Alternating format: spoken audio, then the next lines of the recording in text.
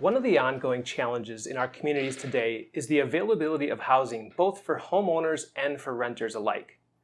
This simple lack of supply is a major reason why the cost of housing has gone up so much recently. In 2014, the city of Minneapolis opened the doors for homeowners to have accessory dwelling units, or ADUs, as a way to increase the number of units available in the city. While some homeowners have taken advantage of this strategy, one of the limitations is the fact that either the main home or the ADU must be owner-occupied.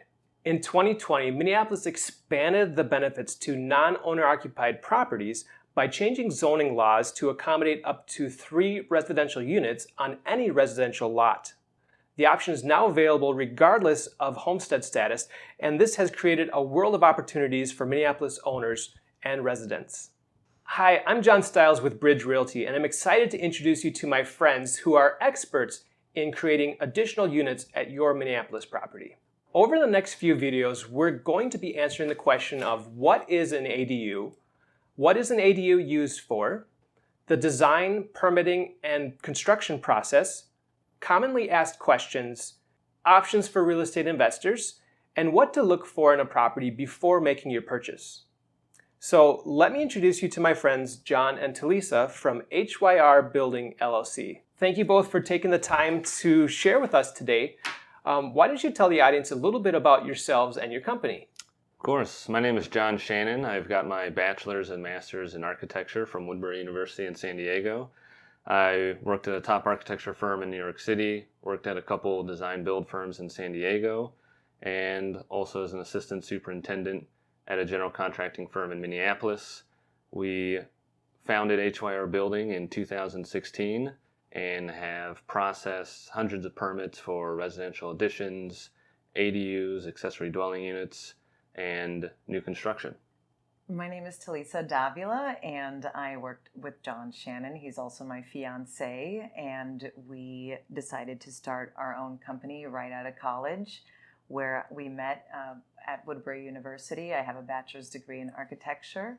I also have my real estate license out in California, which has helped us expand our business and help clients. And we're really looking forward to discussing more about ADUs. Wonderful. Well, why don't we get right into it and define what is an ADU? Yeah, so an ADU is defined by the city of Minneapolis as a separate living structure. It can be internal in a basement or an attic. It can be attached to the rear of the house, or it can even be detached. And some of these examples are on top of a garage or in the backyard. The square footage minimums and maximums range depending on if it's internal or detached.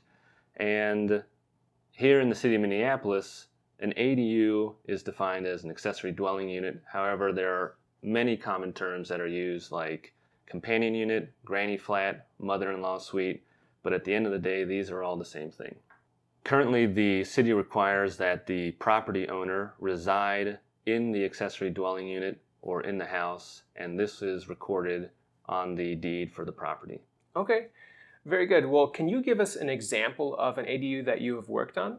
We actually just completed an ADU design for my family, and they chose to do a detached accessory dwelling unit in their backyard and take advantage of the space they had on the lot. And they will be renting their existing house long-term, and this is part of their retirement plan and their plan of downsizing. And so we designed the property to fit for their needs and aging in place.